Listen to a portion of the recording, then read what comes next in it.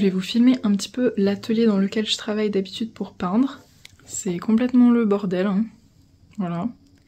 Ça c'est le setup que Steph a fait l'autre jour pour peindre sa peinture qui est là. Et moi toutes les miennes elles sont derrière donc ça craint, vous les voyez même pas mais bref. Et là je vais dessiner un petit peu, je dessine jamais mais j'ai un peu envie ces derniers temps de m'améliorer. Vu que comme je disais c'est pas forcément le point sur lequel je me sens le plus à l'aise. Du coup je vais essayer de faire quelques efforts. Et puis la première chose que je vais faire c'est peut-être fermer la fenêtre parce que mes voisins ils peuvent me voir, c'est un peu gênant, pas vrai Maya? On n'a pas trop envie que les voisins ils me voient.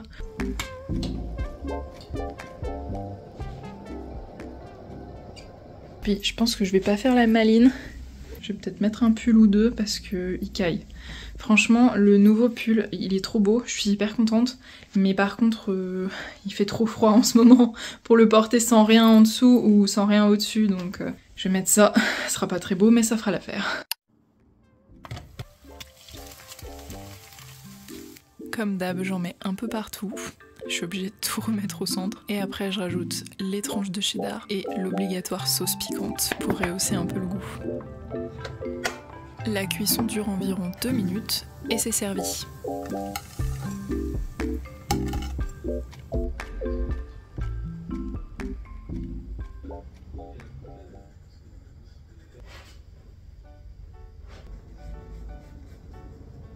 J'ai trouvé une photo d'un cygne sur Pexel que je trouvais super jolie. Du coup, j'ai décidé que j'allais la recopier.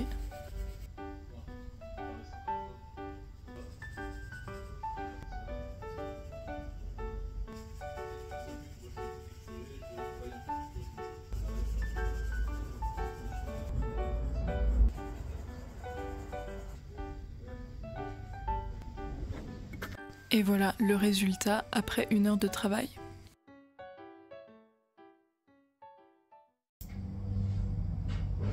Maya, alors Maya m'a piqué le fauteuil pendant la seconde qu'il m'a fallu pour me lever et revérifier la caméra.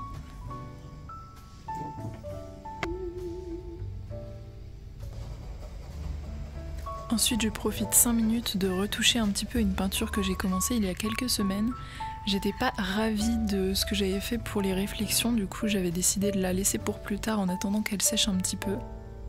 Et là, ça y est, c'est le moment où il faut tout retoucher. J'essaie au maximum de trouver des références sur Pexel ou sur Unsplash pour avoir des images libres de droit si un jour je mets enfin en ligne cette boutique Etsy dont je parle depuis des années pour pouvoir vendre des prints. Mais pour le moment, je suis pas hyper prête encore.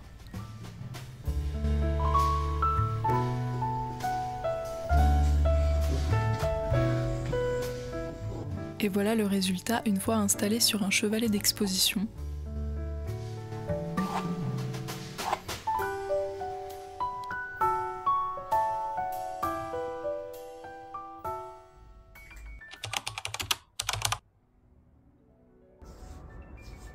Le lendemain, je sors ma Tradescantia pallida au soleil.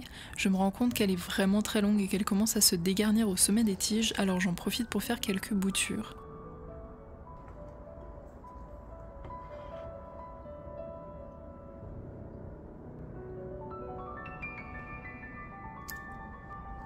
C'est une de mes plantes préférées car normalement elle est bien pourpre. On en trouve beaucoup sur les terrasses et sur les balcons dans les pays du sud de l'Europe, mais la mienne n'est pas très violette parce qu'il fait vraiment très sombre dans mon intérieur.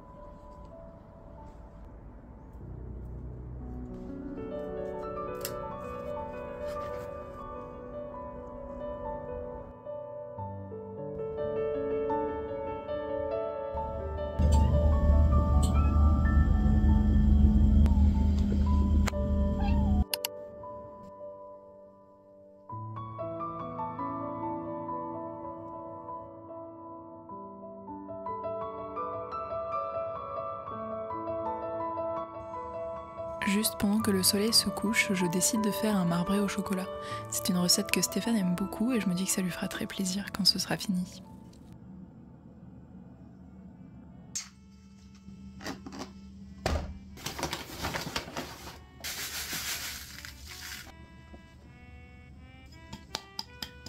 Tout à l'heure il y avait une belle lumière, c'est dommage que c'était pendant que t'étais en train de dormir. Mince. C'était doré partout, c'était trop beau. Je commence par mélanger 200 g de sucre roux avec 125 g de beurre fondu. Il faut ensuite ajouter les jaunes, le lait, la levure et la farine. Je sépare le blanc des jaunes de 3 œufs. Et je mets 6 cuillères à soupe de lait.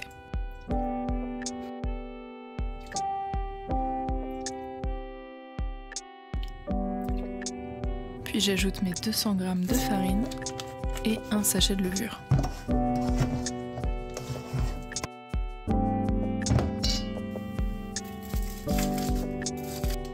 Je commence à découper mon chocolat. J'ai besoin de 125 g de chocolat noir, mais je vais mettre 25 g de chocolat noir et 100 g de Milka au lait.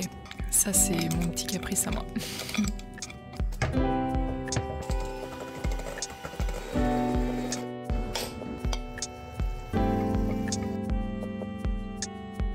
J'ajoute mes blancs à ma mixture de tout à l'heure, en essayant de pas trop les casser. Regardez, c'est tout fluffy, on dirait des petits nuages.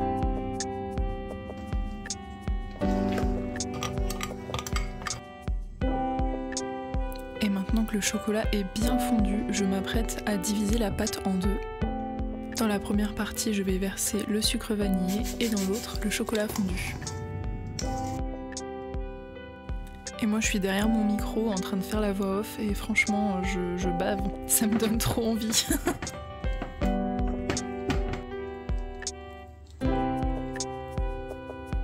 Une fois que tout est bien mélangé, je sors un plat en terre cuite que j'ai acheté chez Emmaüs pour 4 €. Et je verse les deux préparations chacune leur tour.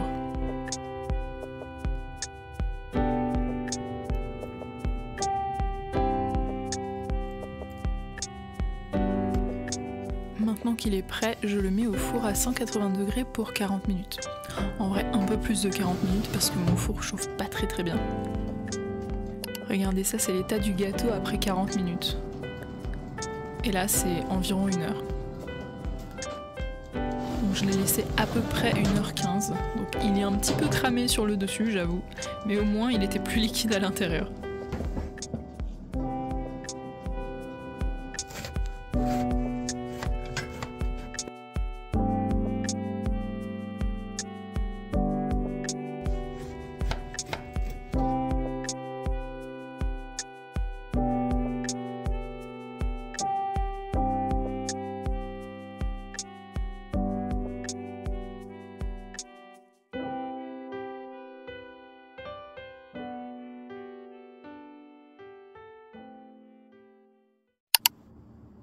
Le 18 janvier, je suis allée récupérer une des écailles d'Ordrak en lui jetant des flèches dessus pour la mettre dans la source de la force.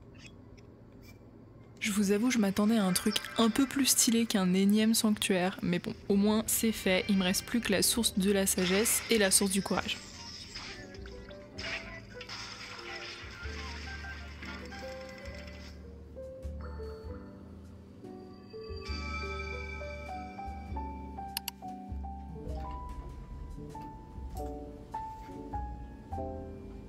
Alors moi je suis pas contre l'équerre, mais ça va être compliqué vu que je vais peindre des pets. Ça fait 4 ou 5 jours que je n'arrête pas de tomber sur des petites peintures de nourriture sur Pinterest et notamment des bocaux avec des olives et je trouvais ça absolument trop joli.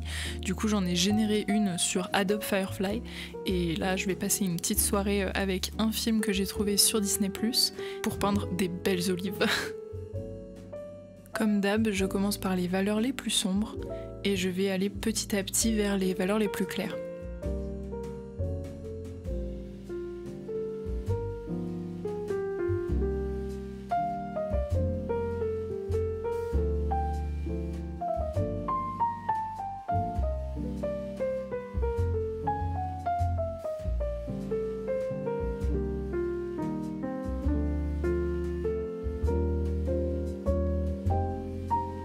Et voilà le résultat final après 3 heures de travail.